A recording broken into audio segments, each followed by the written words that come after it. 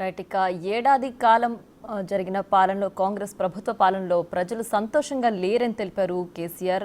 ఫిబ్రవరిలో బహిరంగ సభ కూడా నిర్వహించబోతున్నట్లు ఆయన ప్రకటించారు.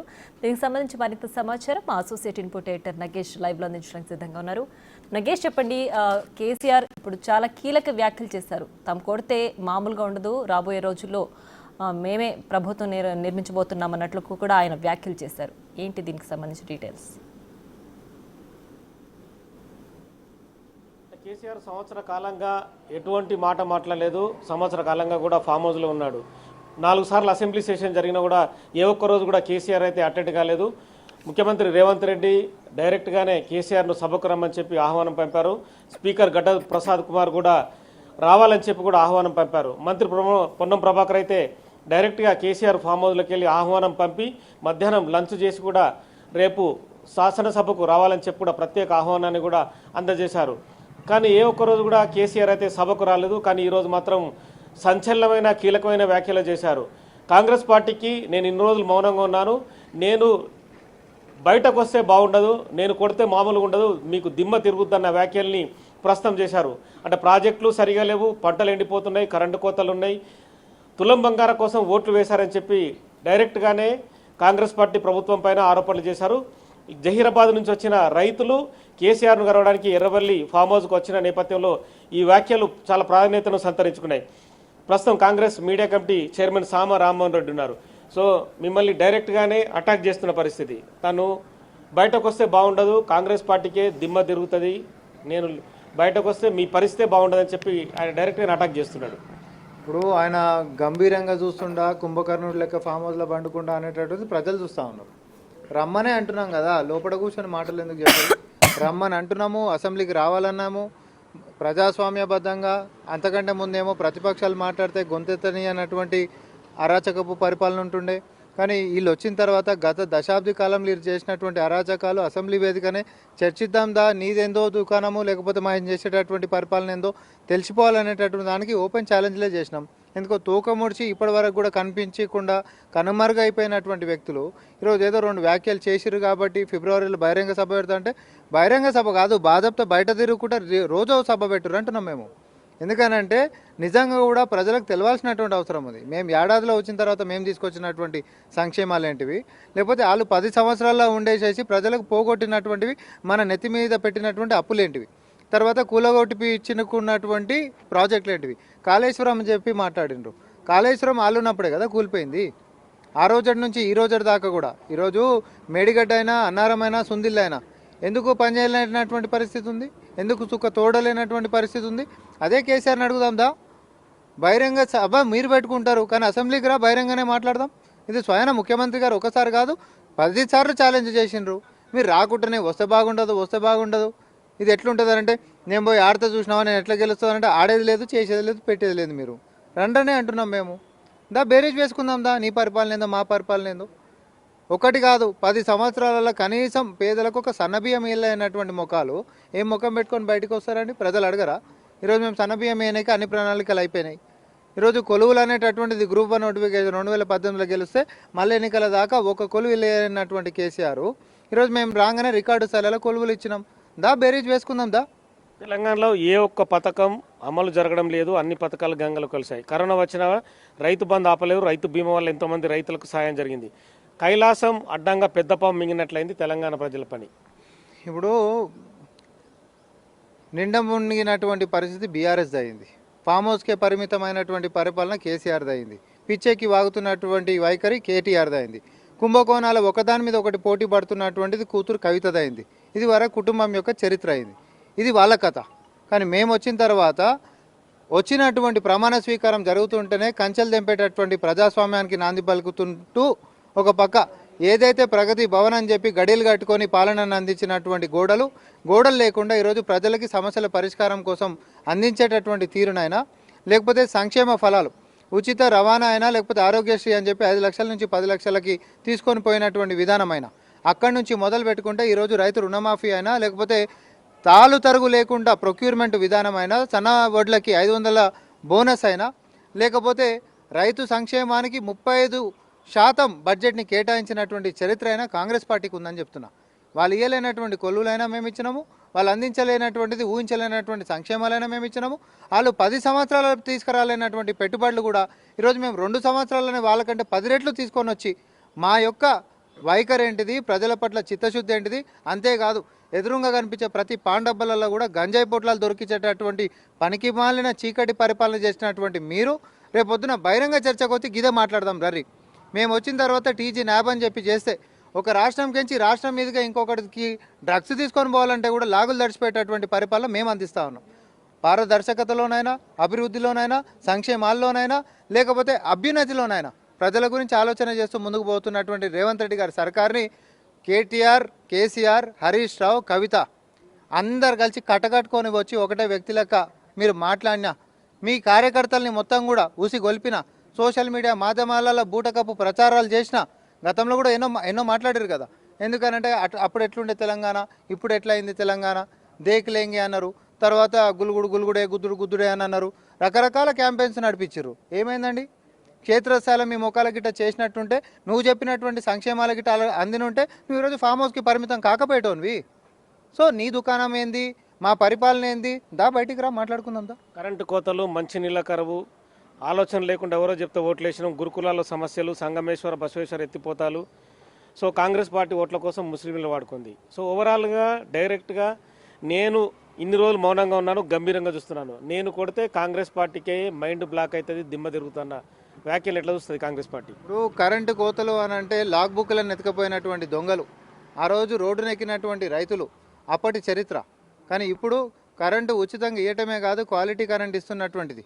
ఈరోజు రానున్నటువంటి ఎండాకాలంలో కూడా కరెంటు ఛార్జీలు పెంచకుండానే పరిపాలన అందిస్తామని ఇచ్చినటువంటి హామీ లాంటివి ఇవన్నీ కూడా ప్రజలు చూస్తలేరా? లేకపోతే 200 యూనిట్ల ఉచిత కరెంటు గత 10 సంవత్సరాల్లో ఏ రోజైనా నువ్వు ఇచ్చినటువంటి సంక్షేమంలో భాగముండేనా? లేకపోతే 500కే సిలిండర్ ఇచ్చినటువంటి నీ చరిత్ర గిట్ట ఏమైనా ఉండేనా? ఏ అంశం గిట్ట మనం మాట్లాడుకున్నా?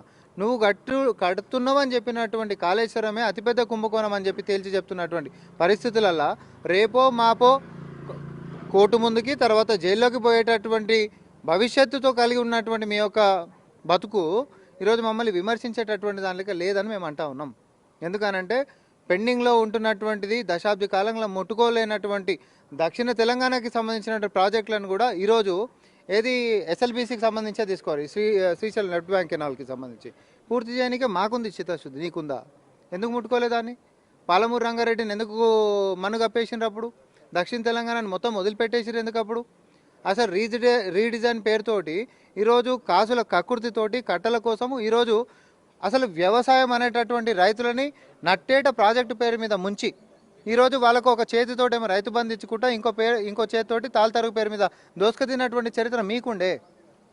ఎవరు చచ్చిపోకుండా మీ పరిపాలనలో చెప్పురి. గురుకులాలకు సంబంధించి మీరు మాట్లాడినరు, ఫీజు రియంబర్స్మెంట్లకు సంబంధించి మీరు మాట్లాడినరు. ఒకప్పుడు ఉంటున్నటువంటి ఆత్మహత్యలు ఎంత, ఈరోజు మేము వచ్చిన తర్వాత తగ్గించినటువంటిది ఎంత? 10 రెట్లు తగ్గింది. 10 రెట్లు. ఫీజు రియంబర్స్మెంట్ నువ్వు ఉంటున్నప్పుడే 3 ఏళ్ల సంది పెండింగ్ పెట్టిపోయినటువంటి మీరు ఈరోజు లాస్ట్ ఎన్నికల కంటే ముంగట కూడా రైతు బంధు ఎగ్గొట్టిపోయినటువంటిది మీరు ఈరోజు మేము వచ్చిన తర్వాత సర్దుకుంటా, వేస్టేజ్ అనేది లేకుండా మీరు చేసినటువంటి ఆర్థికమైనటువంటి డిమాలిషన్ ఏదైతే ఉండేనో, ఫినాన్షియల్ డిజాస్టర్ ఏదైతే ఉండేనో చక్కదిద్దుకుంటా ఒక్కొక్కటి ఇటుకపిల్ల వేసుకుంటా మళ్ళీ ఈరోజు చక్కదిద్దుతా ఉన్నాం రాష్ట్రాన్ని. ఇంకో పక్క అభివృద్ధి అని చెప్పి ఇంటర్నేషనల్ కంపెనీలు ఈ రాష్ట్రానికి తీసుకొని వస్తూ ఉన్నాం. అంతేకాదు తెలంగాణ పిల్లలలో ఏదైతే స్కిల్ డెవలప్మెంట్ కావాలనో స్కిల్ డెవలప్మెంట్ యూనివర్సిటీలు కట్టుకుంటా, ఒక పక్క స్పోర్ట్స్ యూనివర్సిటీలు కట్టుకుంటా, ఫార్మా క్లస్టర్స్ మనం పెట్టుకుంటా, అంతేందుకు ఎడ్యుకేషన్కి సంబంధించి అధునాతనమైనటువంటి విద్యా కరికులమ్స్ మనకు కావాలని చెప్పి ఇన్ఫ్రాస్ట్రక్చర్ మీద బడ్జెట్ని మనం ఇచ్చుకుంటా, అంతేందుకు మహిళలు తన యొక్క సొంత కాళ్ళ మీద నిలబడాలని చెప్పి సోలార్ ప్రాజెక్ట్స్ దగ్గరికి కూడా ఈరోజు ఏదైతే మహిళలకు సంబంధించినటువంటి సంఘాలు ఉంటాయో వాళ్ళని భాగస్వాములు చేసుకుంటా. ఇది ఎవరికి ఉంటాయండి? గతంలో ఇవన్నీ ఇప్పుడు నేను చెప్పిన గిట్ట ఎప్పుడన్నా గత చరిత్రలో చేసినామా? ఏం చేయలేదు. సినిమా తారాలు ఎంబడి కనిపించేది మనం చూసినాము, సెల్ఫ్ డబ్బాలు కొట్టుకోవడం మనం చూసినాము, అబద్ధాలు చెప్పడం మనం చూసినాము, ప్రజల్ని పక్కదారి పట్టించేటటువంటి ప్రకటనలు మాత్రమే చూసినాము. కానీ ఇప్పుడు ప్రజాపాలన వచ్చిన తర్వాత, రేవంత్ రెడ్డి గారు వచ్చిన తర్వాత ఏదైనా పారదర్శకతంగానే ఉంది. ఏదైనా ఉంటే సచివాలయంకి గతంలో ఎవడన్నా పోయినటువంటి చరిత్ర ఉండేనా? ప్రగతి భవన్ గేట్ లోపలికి ఒక సగటు మానవుడు పోయినటువంటి చరిత్ర నన్ను ఉండేనా? ఈరోజు ముఖ్యమంత్రి గారిని సచివాలయం పోతే ప్రతి మంత్రి పేషీలలో కూడా వందలాది మందిని ఎట్లా కలుస్తారు? లేకపోతే ఇదే ప్రజాభవన్ని తీసుకొని వస్తే ఒక కమిషన్ చైర్మన్ని, ఐఏఎస్ ఆఫీసర్ని మొత్తం ఆడ డ్యూటీకి వేసేసి ఈరోజు సుమారు 6 లక్షల పైచీలకు దరఖాస్తులు ఏవైతే ఉన్నాయో దానికి పరిష్కారం ఎట్లా ఎత్తుకోగలిగినాం? ఇవి ఒక్కటి మాట్లాడుకుంటే లేకపోతే ఒక నిమిషంలోనో గంట సేపట్లోనో చెప్పుకుంటే వచ్చేటటువంటిది కాదు, ఓడిచేటటువంటిది కాదు.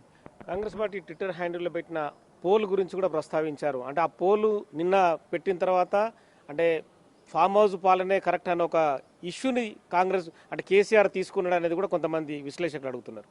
ఇప్పుడు గతంలో ఎన్నికల కంటే ముంగట కూడా ఇంతకంటే ఎక్కువ సోషల్ మీడియా క్యాంపెయిన్ చేసిరు వాళ్ళు. ఇంకా అప్పుడు హీరోయిన్లను వాడిరు, హీరోలను వాడిరు, కమెడియన్లను వాడిరు, ఆర్టిస్టులను అందరినీ అన్ని రకరకాలుగా వాడిరు. నేను అన్న కదా దేకులేంగే ఇట్లా తిప్పుకుంటూ కూడా డ్యాన్సులు చేసిరు కదా. తర్వాత అవతలోడు ఇతరులు ఎవడన్నా పైసలు ఇచ్చినా కూడా ఇటు గుల్గుడే గుద్దుడే అన్నాడు. తర్వాత అప్పుడు ఎట్లుండే తెలంగాణ, ఇప్పుడు ఎట్లయింది తెలంగాణ అని చెప్పి గాడు ఉంటుంది కేబుల్ బ్రిడ్జు, దాన్నే 360 డిగ్రీలకెంచి కిందికెంచి మీదికెంచి పక్కకెంచి ఏ దిక్కున వదిలిపెట్టకుండా ఆయన కట్టినటువంటి ప్రైవేట్ ఓడి బిల్డింగ్లను చూపించి కూడా ఇగో నేను కట్టినటువంటివి అని చెప్పి బూటకప్పు ప్రచారాలు చేస్తే సోషల్ మీడియాలలో బూస్టులు చేస్తే బాట్లతోటి ఎంతంటే అంత రీచ్ తెచ్చుకోవచ్చు. ఆ చదువుకున్న కోనికైనా తెలుస్తుంది.